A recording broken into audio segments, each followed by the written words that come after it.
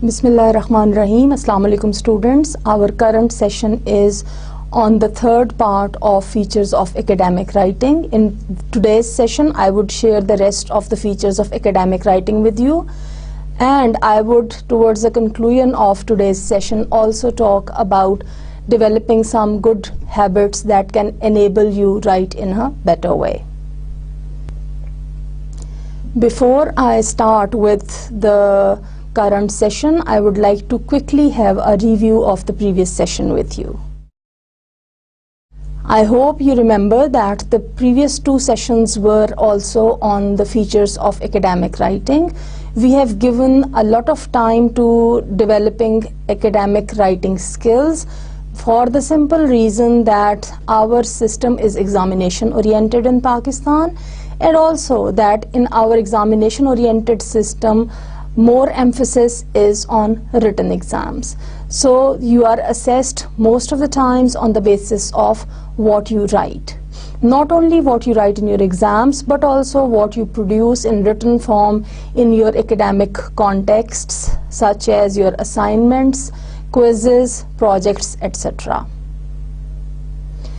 Anyhow, in the first session that I did with you on features of academic writing, I introduced to you what is academic writing and what is the importance of learning academic writing. Then I introduced 8 main features of academic writing, of which the 4 first features were covered in the first session.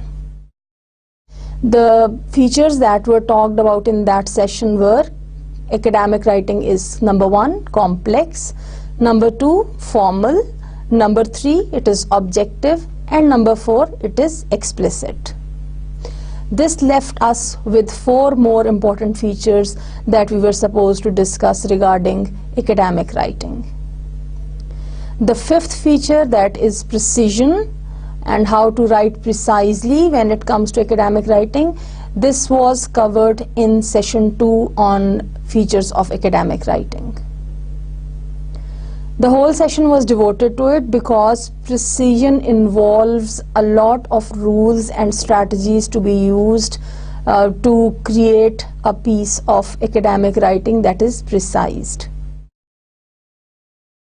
The last 3 features of academic writing that I introduced to you are accurate, hedged, and responsible, which means that academic writing has accuracy, it is hedged, and it shows responsibility on the part of the writer. So in today's session we would mainly deal with these 3. However, before I go into that, I would quickly like you to revise what we did in precision, because some of that would be related to when I would talk about hedges today. Some of the information you would find contrasting to what I already said, so you need to quickly revise what I talked about precision in the previous session. Talking about precision in academic writing, I said that certain rules are to be followed, which include deleting redundant modifiers, deleting redundant categories, replacing redundant word pairs with single words, replacing wordy expressions with single words. Some more rules that are to be followed to create precision include: delete hollow hedges and meaningless intensifiers,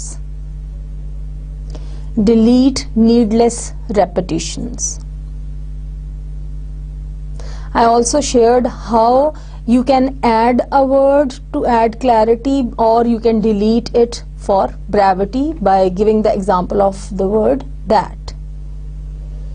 The next rule that I shared was avoid prolonged introductions and trim sentence endings for closing emphasis, which means giving importance to the beginning and closing of your sentences and making them trimmed and well designed without anything extra.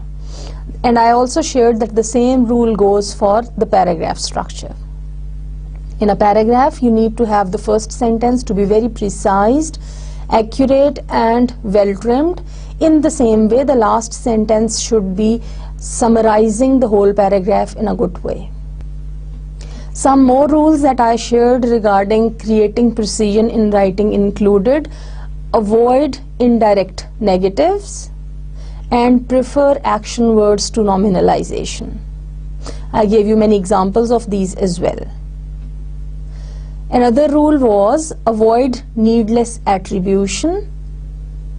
Yet another rule said limit personal commentary, which means make your writing objective and reduce subjectivity, minimize subjectivity by controlling the voice that is personal. So controlling personal voice or commentary, or by limiting it, you can lend some kind of precision to your work as well as objectivity.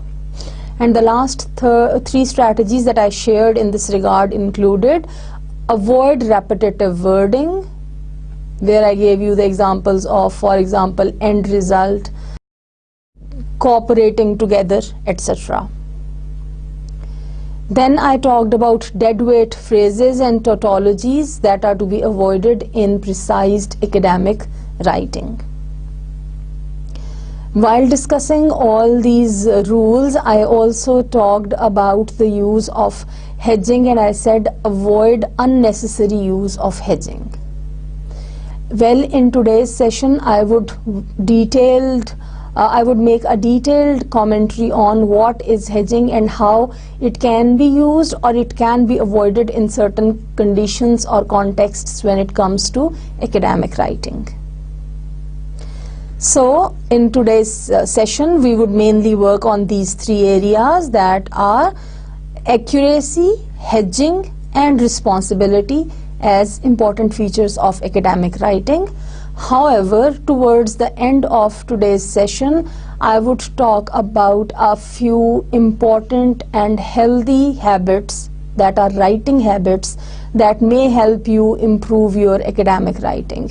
If you remember, we talked about reading habits and we did a lot of work on those. So in that context, you can relate these habits to the reading habits that we talked about as well. So starting with accuracy, I would say the increasing popularity of writing as a means of informal communication via text messaging, email and social networking sites has meant that we have changed the way we write. In these contexts, speed and spontaneity take priority and accuracy has lost some of its importance as a result. Yet, in other contexts, including academic and professional writing, accuracy is as important as ever.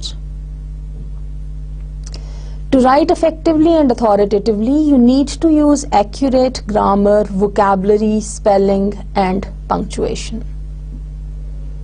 My dear students, you would agree with me on this, that because of our habits of frequent texting, text messages that are done on our mobiles, and the informal writing that we use in our mails, emails, actually most of the times we get used to the informal styles of writing. My experience as a teacher says that most of the times when I check the assignments, quizzes or examination papers of students, I find them using contractions and abbreviations. Use of abbreviated forms or contracted forms such as cause for because, isn't for isn't, aren't for are not, haven't or hasn't for have not, and has not respectively are some of the examples that I can give. Sometimes I come across some examples of abbreviations and contractions that make me smile, or that make me wonder even, because the creativity that is shown in those contractions may work when it comes to informal writing, but informal academic writing, it is not acceptable. But once I talk to the students on that, they always have the stance कि madam आदत पड़ी हुई है ना, madam हमेशा यूं करते हैं ना, वो असल में लिखते हैं ना तो बस वो जल्दी में लिख हो गया, मैडम वो अनकॉन्शियसली मैंने ऐसे लिख दिया. Well, this is what we need to guard ourselves against.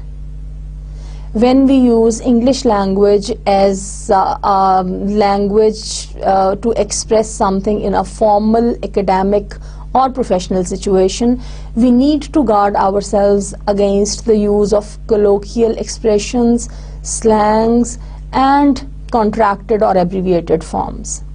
This is a part of what accuracy means.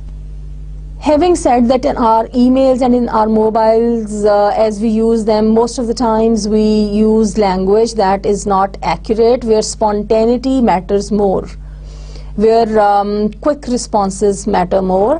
When it comes to academic writing or professional writing, accuracy still has its value, and in no ways its value has been decreased. When I say to be accurate in writing, I mean to be accurate in terms of the use of grammar. I'm gonna go kind of grammar or structures cannot be used when it comes to written expression, especially academic writing. Then comes vocabulary. By vocabulary and accuracy in the choice of vocabulary, I mean two things. One, a vocabulary item that is to be used is to be chosen according to the degree of formality if you want to be accurate, to be exact in what you want to say. So one point regarding accuracy in vocabulary choices is choosing a vocabulary item that is accurate in terms of its degree of formality.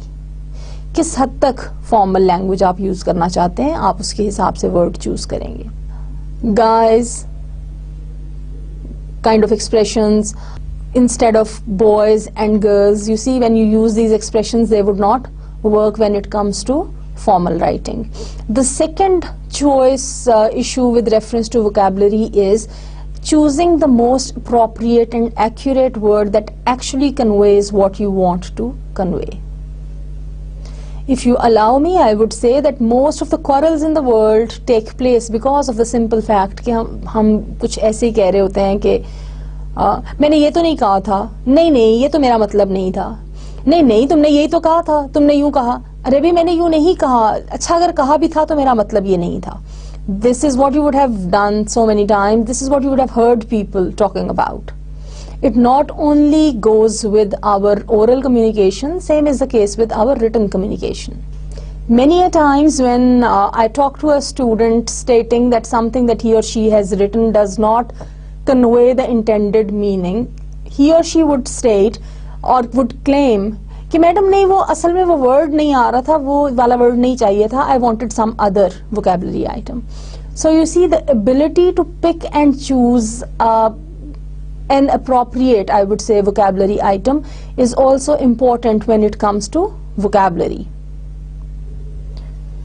Accurate writing also demands attention on the spellings.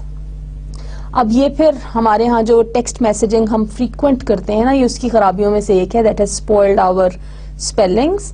The second problem with reference to spellings is that most of the times the British and the American spellings are mixed up. And then the other vocabulary items that come from the languages of other nations or people, when these words are introduced, their spellings may vary, which again creates a difficulty in writing with accurate spellings. हमारे यहाँ तो ये भी है ना कि we write a lot of text messages in Roman. So when we write it in, you see, Roman script, then again it becomes a problem. It affects our spellings. Ultimately, at the end of the day, all this is reflected in our professional writing or in academic writing that the students do. Spellings have another issue in today's world. In today's world, most of the times, learners of a language or students or users of a language, especially the users of English, when they work, as they work on computer, the auto check of spellings enables them to have correct spellings. If you have marked it as auto check, then your spellings would be automatically marked as incorrect. They would be highlighted in red color or so, and you can correct them for yourselves because they are identified. So in general, when you talk to the students and you ask them ke beta iske spelling यूं होंगे, students would always be of the view that computer would do that for them. Well, when it comes to academic writing, for your assignments, maybe it would work. It would also work for your home projects and the things that you would have a chance to do on your computer before you submit to your teacher. But the other kind of academic writing tasks, which include your examination or quizzes, etc., there you would not have the possibility of getting any help of computer in that case. Thus, accuracy of spellings is very, very important for good academic writing. If you have the assistance or help of computer, always apply some auto check so that all the problems of spelling are identified and you can correct them. If it is a handwritten work, you need to be even more conscious and careful regarding the spellings of the words that you write. Another very important aspect of accuracy is accurate or proper punctuation. Well, I did a set of sessions with you. It was a couple of sessions that I did with you on punctuation. I shared many rules of punctuation with you. We did activities and exercises on how punctuation can be used to convey meanings that are intended. When it comes to academic writing, punctuation becomes very important because if punctuation is not used in a good way, it may lead towards a misunderstanding or misinterpretation of what is intended to be conveyed on the part of the writer. So you see, the very feature of accuracy in academic writing is a kind of feature that is all-inclusive in many ways.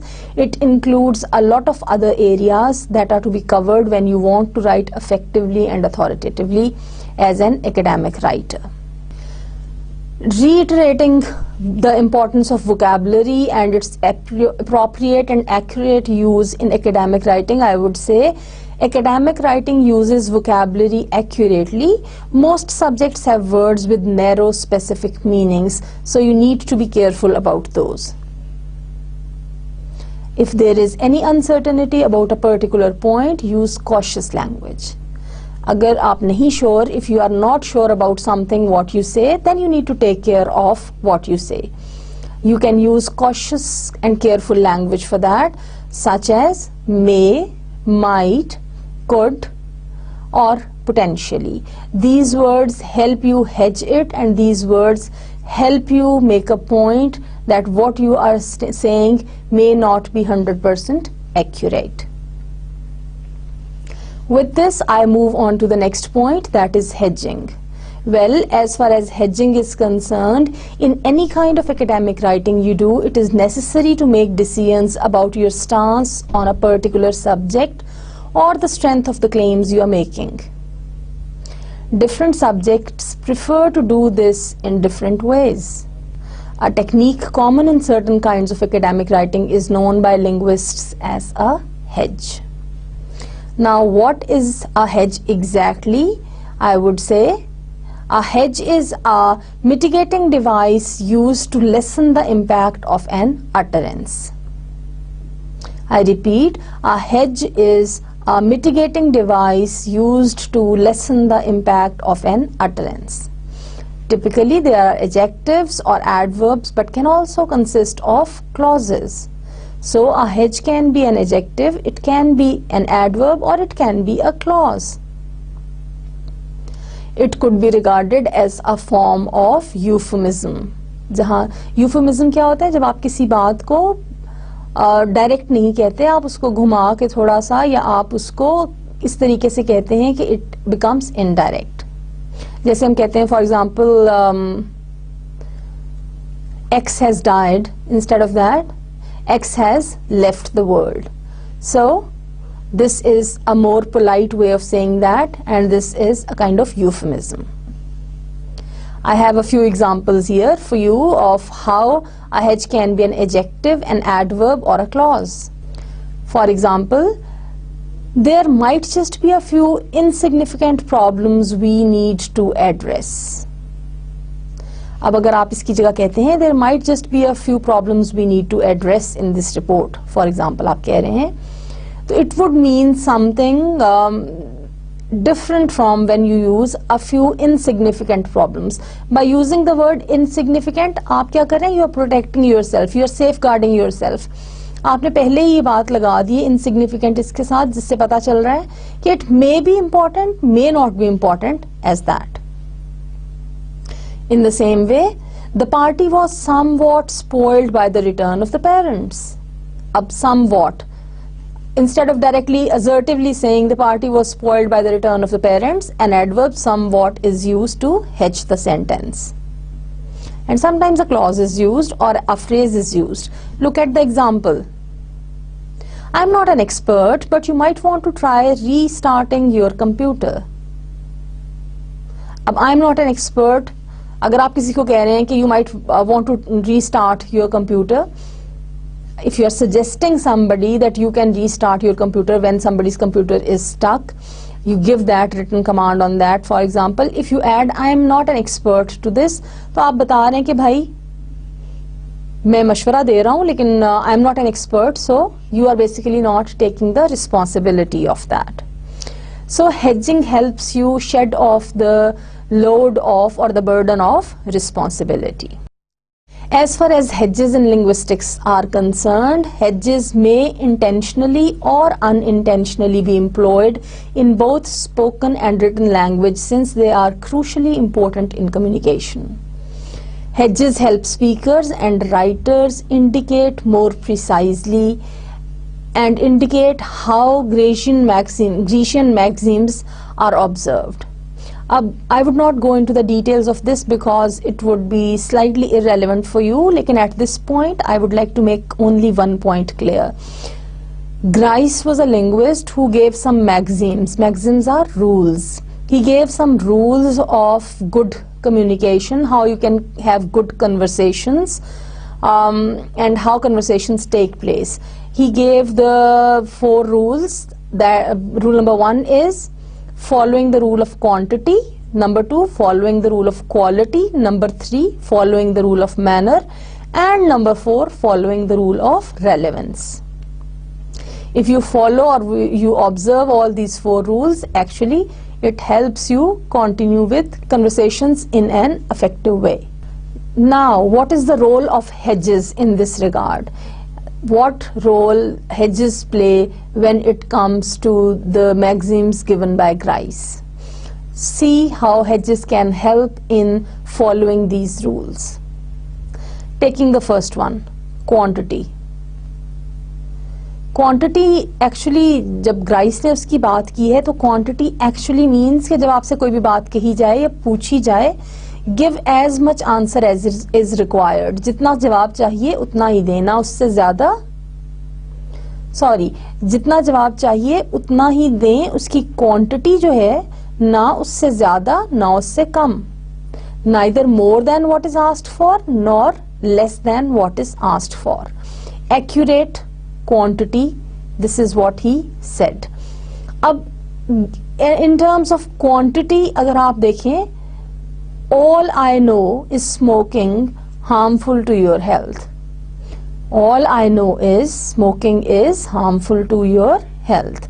अब smoking is harmful to your health आप किसी से कहते हैं अगर, तो actually what you are doing, you are giving the information that is asked for, but all I know के साथ आप उसको hedge करें कि जहाँ तक मैं जानता हूँ according to my knowledge. So you are actually retaining a certain amount of information, और all I know लगा के आपने क्या, आपने उसकी quality को भी determine कर दिया.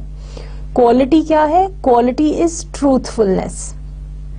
आपको लगता है कि बात सही है तो आप वो बात कहेंगे, आपको लगता है कि नहीं सही तो आप नहीं कहेंगे. This is one of the rules of communication or conversation according to Grice. So when you are expressing something, for example, right now somebody asks you about your brother and says, where is your brother? And you say, he is in the lounge. Now he is in the lounge, and that person goes to the lounge and does not find the brother. He or she would come back and would be very angry कि तुमने तो कहा था वहां पर है और अब वहां नहीं है. But let's suppose that you say, I think he is in the lounge. अब I think लगा के या all I know he is in the lounge, जहां तक मुझे पता है वो lounge में है या मेरा ख्याल है वो lounge में है. If that person comes back to you, तो you can say कि मैंने तो ये कहा था that I think so, which does not necessarily mean that he actually necessarily would be there. So you see, quantity and quality both are important, and hedging helps us in taking care of them. As far as manner is concerned, manner, the maxim of manner actually deals with appropriate choice, good choice, appropriate, accurate choice of degree of formality or of language. So hedging also helps in that.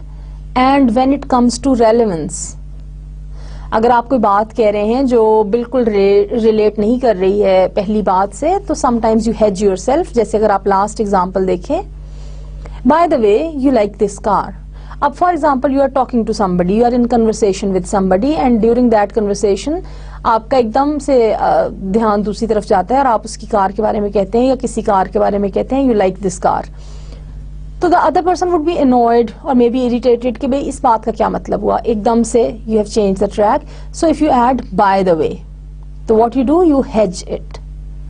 So I hope you are clear with the help of these examples what hedging is and how it can be used in conversations.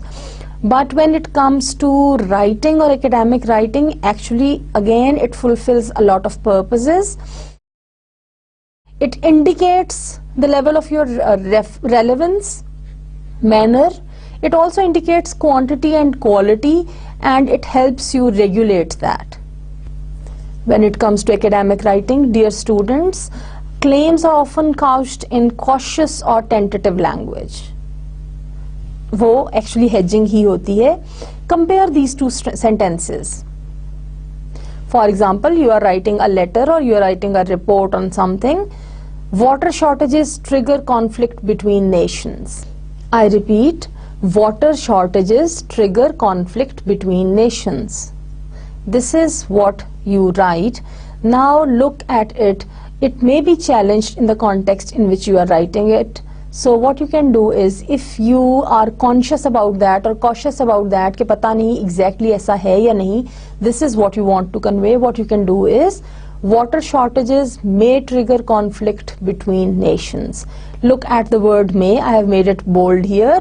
This may shows hedging. It shows कि आपको लगता है, आपका ख्याल है शायद ये करती हैं, but you see, in this case you do not have the burden of the responsibility. The first sentence indicates a high level of certainty. Indeed, the claim or the assertion is presented as a fact. Water shortages trigger conflict between nations. In comparison to this, the second sentence that I have given here, it on the other hand is more tentative. It is more suggesting. It is suggestive in tone. It suggests that conflict will occur in circumstances or certain circumstances or under certain conditions, but not necessarily in every case. Whereas the first sentence assertively and authoritatively says always and in every case. As the above example illustrates, the use of hedging enables the writer to make claims that are proportionate to the evidence available at the time of writing. In other words, hedging language helps to make statements as accurate and fair as possible. Since there is a wide range of hedging words and phrases, it is important to choose one that reflects the strength of the supporting argument. Abhi, in a while, I would share with you a list of the words that can be used for hedging, and you can make choices according to the situation and the context in which you are writing something. Now I have given a sentence here. The sentence is, the fire was probably caused by a fault in the engine temperature gauge. The use of the word probably in this sentence indicates that the evidence is fairly strong. Look at the second sentence. The fire could have been caused by a fault in the engine temperature gauge. In this case, the sentence is more tentative and the claims that are made are more tentative, and word could is selected, which indicates that the evidence is comparatively weak. So how far assertive you want to be or how far non-assertive you want to be, you would make a choice of a hedge according to that. As a matter of fact, paying due attention to accuracy and fairness helps to avoid or at least reduce criticism of your work, in your case by your teachers or by your peers. Viewed from this perspective, hedging has a persuasive function as well. It is a way of handling, or it is a way of molding information in such a way that it becomes acceptable for the reader. Another use of hedging is that it is used to mitigate criticism of other authors' work. Look at the following example. Johnson 2007 appears to ignore the diverse psychological side effects of this approach. For example, you are working on some specific psychological approach and its effects, and in that regard you cite some work from an author, for example Johnson 2007, who has directly assertively said that psychological side effects of this approach are very bad, or they are very adverse, or who has ignored those, as a matter of fact in this case, the case of this sentence, who has ignored the effects of that approach. Now, if you are not very much sure about how far he has ignored and how far he has not, and if you want to mitigate the criticism that is made by, you see, him of this particular approach and its side effects, what you can do is you can use, for example, a hedging phrase, appears to. Look at the second example. The risks of new vaccine may have been overstated. You are referring to somebody's work who has talked about the risks of new vaccines. What you can do is you can write that these effects or these risks of new vaccine may have been overstated. By using this word may, actually you again mitigate the criticism of all that, and you actually try to make it more neutral and having less responsibility. As I said earlier, I would share with you those words or those phrases that can be used in different contexts for hedging language. Here I have the types and the examples of language that can be used for hedging. The first type is introductory verbs. कौन से verbs? For example, you can use doubt, be sure, indicate, think, believe, suggest, seem, tend, look or look like, appear to be. Any of these verbs can be used to hedge. It appears to be so, his work suggests this, I doubt the claims, the advertisement tends to convey, I think so, the company believes so. इस तरह से you can hedge that. The second possibility is of the use of certain modal verbs. Actually, what you can see on this slide is I have given all the examples of verbs. I have given the examples of introductory verbs. I am going to share the examples of certain modal verbs, and also I am going to share certain lexical verbs.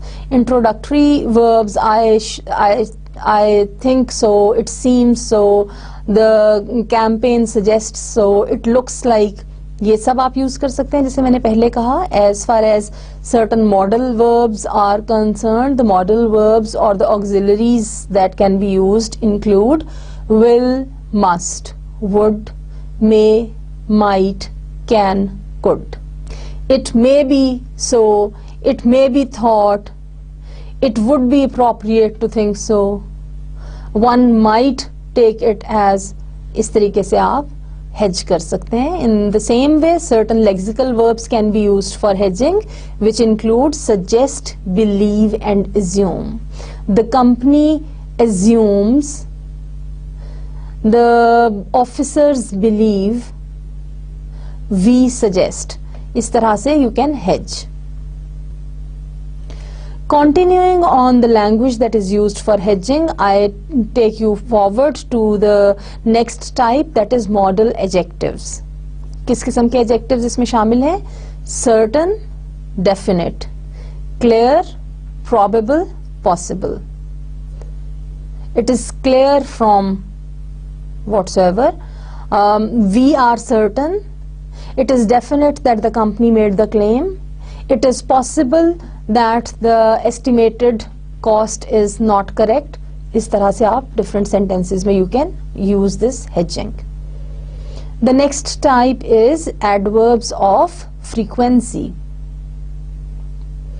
Frequency को show करने के लिए, for example, often, sometimes, usually, rarely, frequently, etc.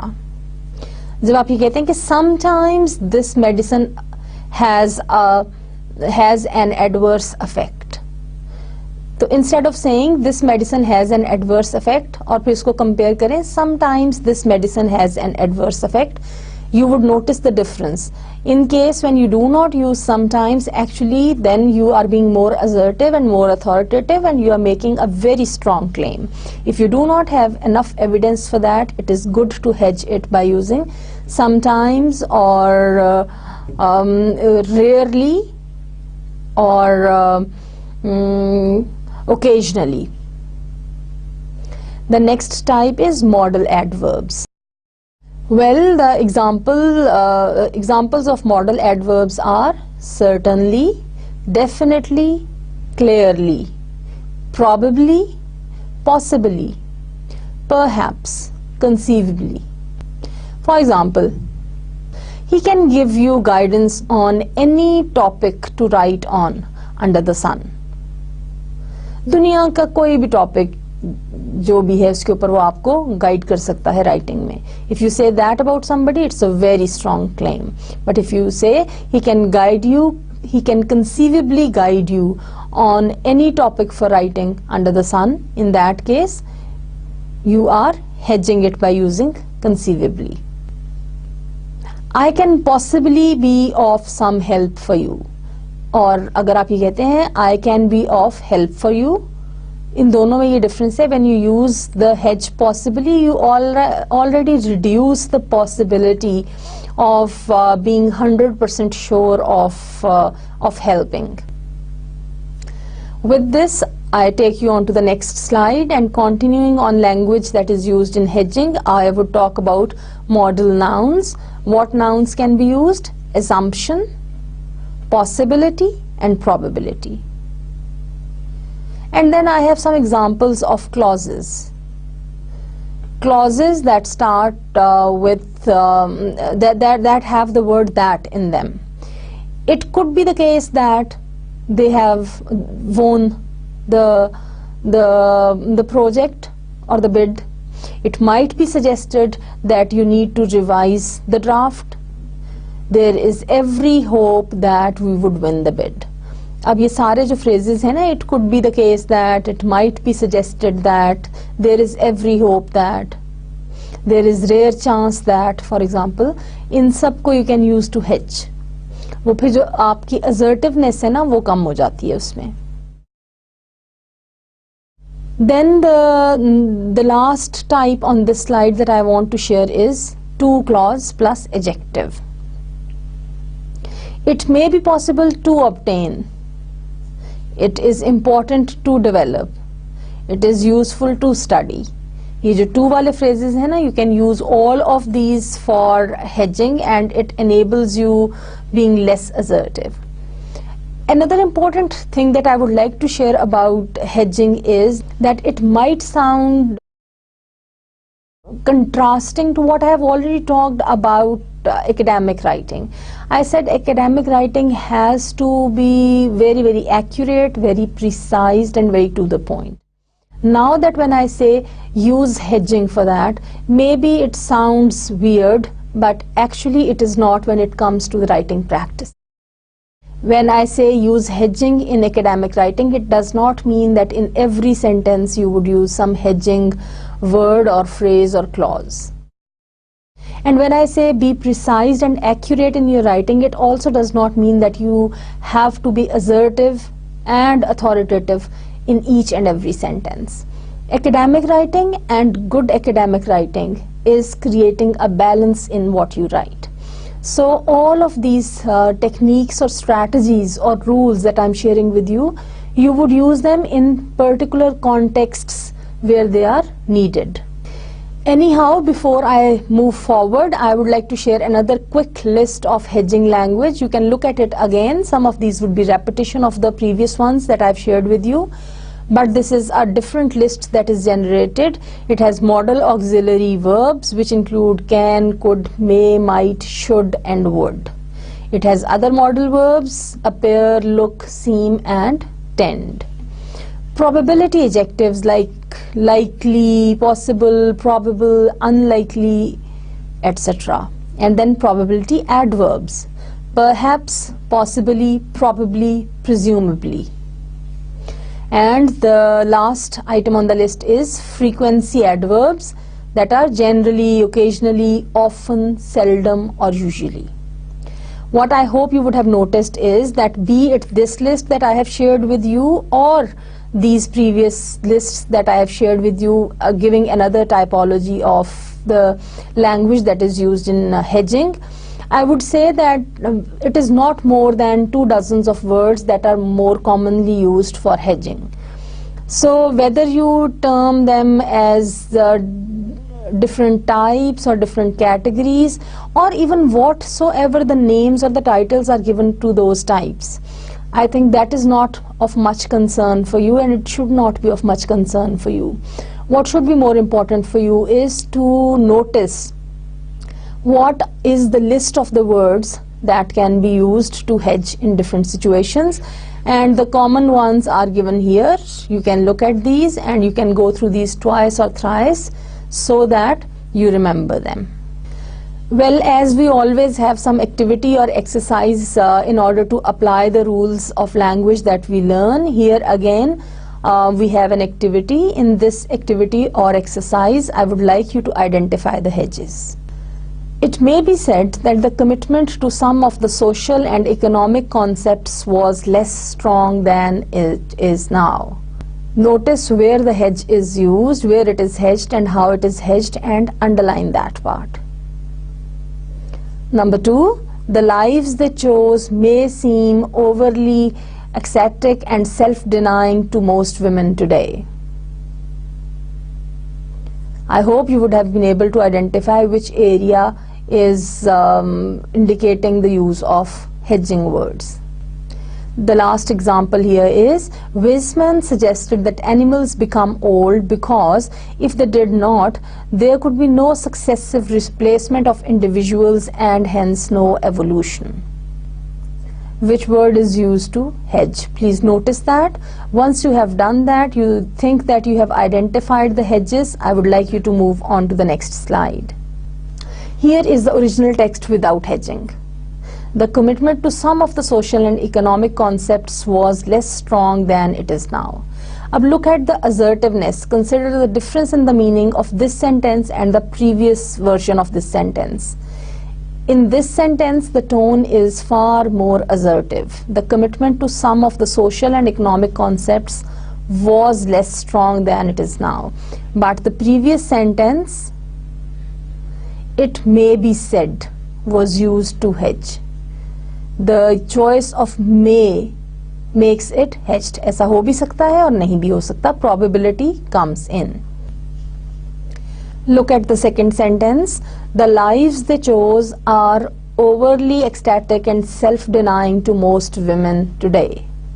Now, instead of the previous example, may seem, where it is hedged, If you look at the current one, are, it makes it more assertive. So if you do not have enough evidence of, or if you are not very much sure, you can lessen the assertive tone of your writing by using may seem in this case.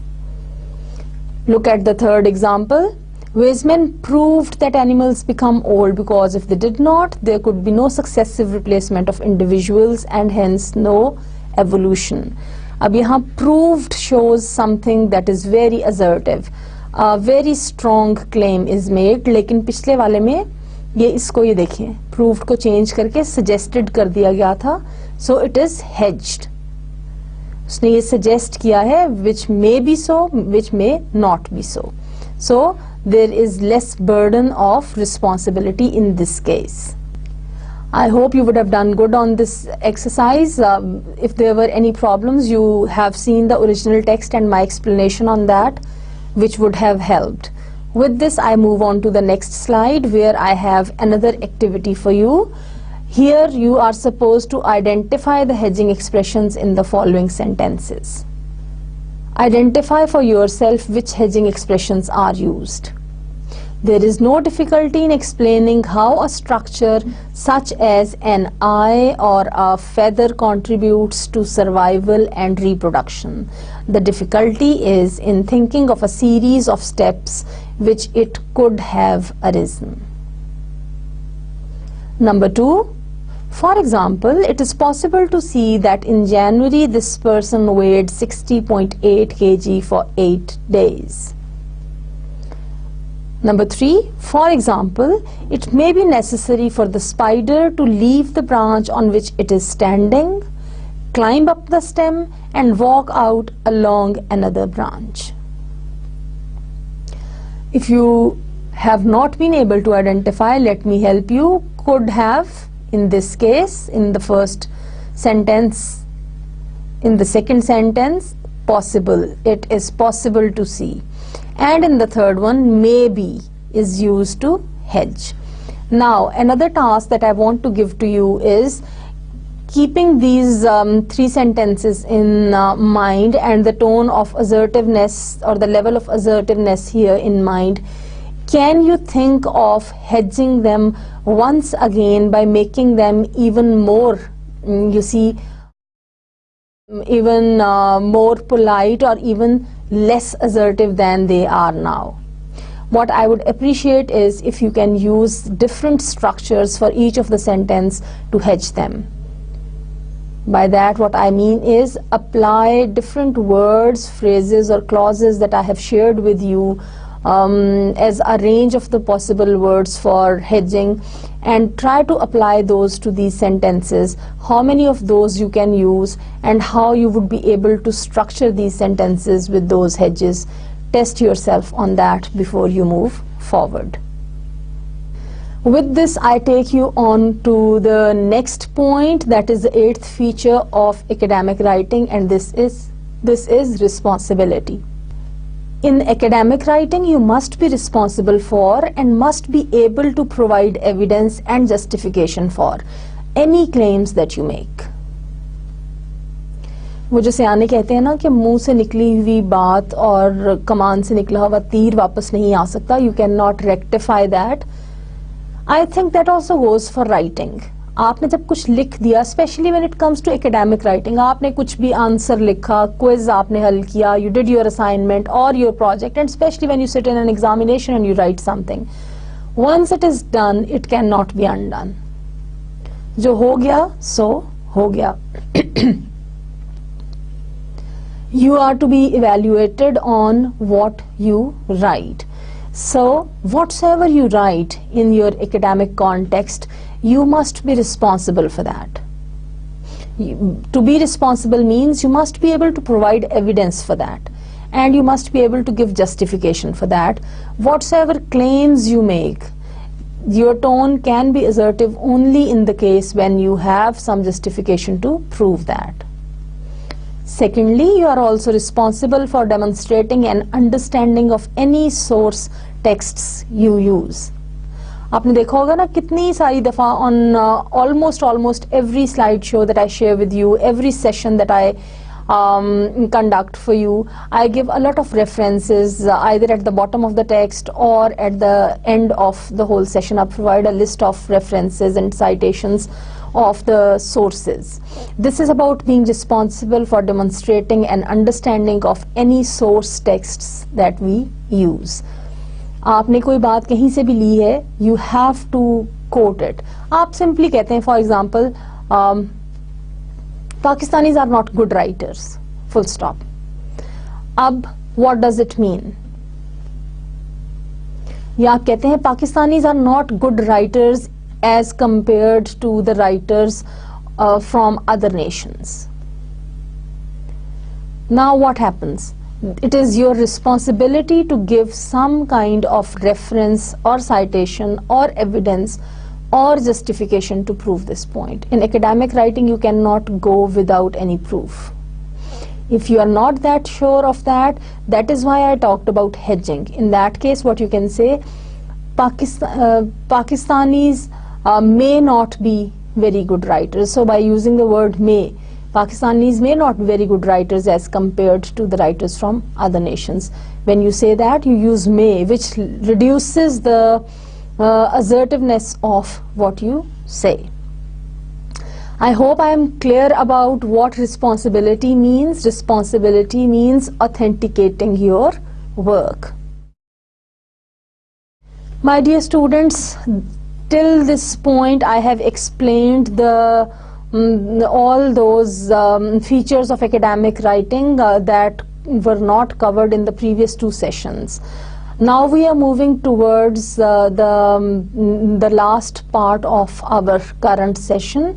This part of the session is about some general habits that are related to your writing activities, and I would talk about how to develop better writing habits.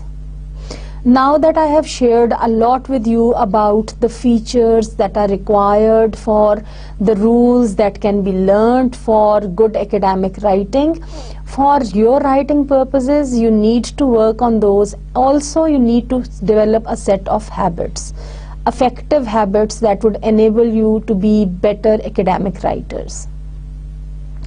And in this case, I would say there is no better way to consistently improve your work and knowledge of the craft than by adopting good writing habits. आप तभी अच्छा academic writing piece produce कर सकते हैं if you have some practice in that. That is why those students who work more with writing, they at the end of the day produce better academic pieces of work. These habits will strengthen your writing through study, practice, observation, and self-reflection.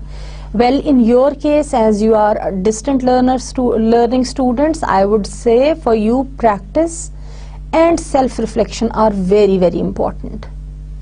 Because the teachers would not be with you all the time correcting you where you go wrong. That happens in our traditional classrooms where the teachers have direct interaction with the students. In this case, where you are distant learner students, self-reflection, be it for speaking, reading, writing, or any other study skills, it is very, very important. And when it comes to writing, it becomes even more important, because most of the times students write something and without self-reflecting, without looking at it and self-evaluating it, they just pass it on to the teacher or whosoever is the concerned person. In this regard, I would say set a goal to acquire all of these writing habits or learning all these rules over the course of 1 year or so. Then adopt one particular rule or habit each month or after every 14 days or 15 days. By the end of the year or session, you will be well on your way to becoming an expert in all things writing. What I mean is, learning academic writing and applying different features of academic writing cannot happen in one day. Pick up one thing, be conscious of its practice, integrate it into your writing, develop a habit of writing by using that, by inculcating that in your writing, and soon you would learn that. Once you are confident that you can use it, move over to the next one, start incorporating it with the first one. Thus, gradually and slowly you would have all these important features incorporated into your writing. Apart from incorporating all these rules or the features of academic writing into your writing, there are some other good habits that you can develop for being good academic writers. Number one, read. When I say read, I actually mean read a lot. Listening to audiobooks and surfing around the internet do not count as reading. This is a word of caution for you. Curl up with a well-written novel, brush up on your non-fiction reading, flip through some poetry collections, read some academic work done by other people. Reading is the single best way to naturally acquire writing skills. The more you would read, the more you would be able to write accurately. Write every day. A music teacher would say it is better to practice for 15 minutes every day than to practice for 2 hours 3 times a week. I think the same is true for writing. Even only if you can dedicate a few minutes to writing every day, it will become an ingrained habit and writing will become an integral part of your life. हमारे यहाँ तो ये होता है ना कि आप जमा करते जाते हैं, पाइल अप करते जाते हैं और till the 11th hour you do not write anything. और फिर जब आप लिखने बैठते हैं, you suddenly realize writing is hard for you and you find it difficult to express on the page what you want to say. So the more you practice, maybe in small chunks, in small pieces, giving very little time every time, but doing it more frequently helps a lot. This may be a word of caution for you. Brush up on your grammar and style. It's rare for a piece of writing to be amazing that readers are willing to ignore bad grammar. अच्छा, हमारे case में तो ये होता है ना कि since we are second language learners of English, since we learn it as a foreign language, we do not learn the grammar of language or the language itself in natural context, with the result that we often go wrong with grammar. Our students, our learners find their grip over grammar very, very difficult and very hard. So many writers who are lazy in this area because learning grammar is a lot of work and it's academic work rather than creative work. If you are like that, you need to work on the grammar. Creativity in writing has nothing to do with not learning grammar. But when it comes to academic writing, it becomes something more than creative work. Academic work or academic writing, as I have already said, has certain sets of rules. And these sets of rules include rules of grammar, which you have to learn. Once you learn the rules, they will be with you forever because they become a part of your usage. Make sure you know which style guides are pertinent to your chosen field of writing and make sure you include them in your own collection of writing resources. Letters पे काम करना है, project के लिखने के तरीके पे काम करना है, essay लिखना है. Take those sources, pick up those sources that provide specific style guidance for these things. A very important aspect of developing good reading habits is to cultivate creativity. I would say have fun with your writing. Try new words and off-the-wall images. Try to be creative and imaginative. Create writing patterns, create writing structures, play with them, move around with them, and trick with them, I would say. Creative writing, I say, keeps readers interested.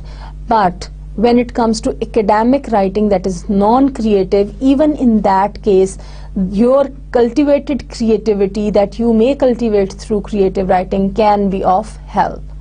In that case, it helps you choose more appropriate and more accurate expressions. The final point on this slide that I would like to share with you is collect tools and resources. For yourself, find out which writing tools work best for you. Some of us like notebooks or note cards, others work better with a simple computer. Make sure you have a nice stockpile of writing resources, from blog and magazine subscriptions to books and mentors you can call on when you're faced with writing related questions. Well, this might seem ideal to you, but what I would like to say is it is not that very much impossible. Some aspects of it can be handled and controlled, even if you cannot have all those books bought for yourself. For example, know the library around in your vicinity, trace it where it is. You should know what exactly is available there. What kind of magazines, what kind of academic books, what kind of resource material is available there. You can also spend some time on finding some tools and resources on net that can be of some help for you while you are working on improving your writing skills. When it comes to writing a particular piece of academic writing, I would say conduct thoughtful research. If your work is the non-fiction arena, as it is in most of the cases of academic writing, then make sure you've got your facts straight. Even in fiction, for that matter, I would say there has to be some alignment with reality for a story to be believable. Resources are abundant. Use them. And be sure to check their credentials. You need to know where is the origin of the source and how authentic it is. And finally, what I would say is develop a process for yourself, a process of writing. Find a writing process that works for you. What steps do you need to complete to tackle a writing project? Maybe you need to start with an outline, or perhaps you do better when you just dive right in. Directly लिखना शुरू कर दें, पहले outline बनाएं, mind mapping करेंगे. How would you go ahead? By the way, in one of the sessions that I would do with you, I would talk about making outlines and mind mapping as well. So you can use such resources as tools for yourself to write effective and good academic writing. You could have one process for fiction and another for non-fiction, so you need to identify in what kind of contexts, what kind of process would work for you. And I would also say it varies from person to person as well.